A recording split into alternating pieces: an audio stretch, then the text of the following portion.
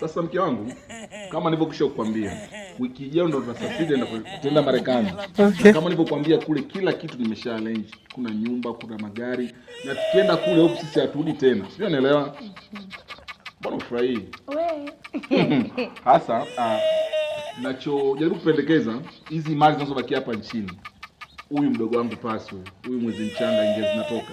Inabidi tumwachie kila kitu, yani kuanzia nyumba, gari na miradi mingine yote. Asubuhi kaka shikamo. Wewe unamkaje? Wewe kunywa chai, wewe na miogo. Wewe kunywa chai na miogo. Nini? Na miogo. Wewe ufanye uzae mwaka tumekuwa wewe subiri. Huyu ni mke wangu. Uwe na heshima. Nitakuja nikupige, nikufinyange, nikugawanye vipande vinne kama pande za dunia. Subiri nikwambie kitu kimoja. Wife, sorry. Niachie mimi mshidani. Subiri nikwambie sasa. Hao mengine acha nayo yote. Mimi na mke wangu tunaondoka wiki ijayo. Tunaenda kuishi Marekani kwa kina Willy Bow Wow. Tutakuwa tuna cruise. Subiri sasa nikwambie. Hapa Tanzania unabaki wewe.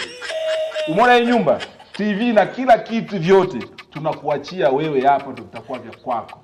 Dore gumba mia. Siachane, sio kwenye mambo. Wewe nilikwambia CCTV kamera ya kondoni inafanya kazi ukasema bongo. Unangoja kwambia yangu hakuna mwanaume kamilifu kwa Mungu. Kila mwanaume ana mwanamke zaidi ya mmoja.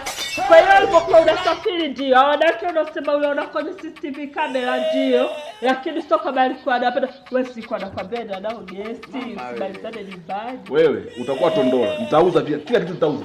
Subiri. Wewe mimi nakwambia kitu gani unajibu kitu gani?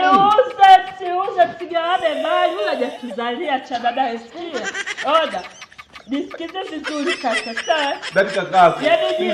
Yaani msiachane. Ila omba msamaha jishushe. Mwambie kuombe msamaha. Usikubali bila kuomba msamaha. Yaani na huko sikie. Oda usije. Wewe njoo bwana, wewe jitu. Na wewe. Wewe njoo kwa mimi. Njoo kwa mimi. Hivi kitu kwa sababu. Adashie. Achana. Adashie. Una. Wa kawaida sana.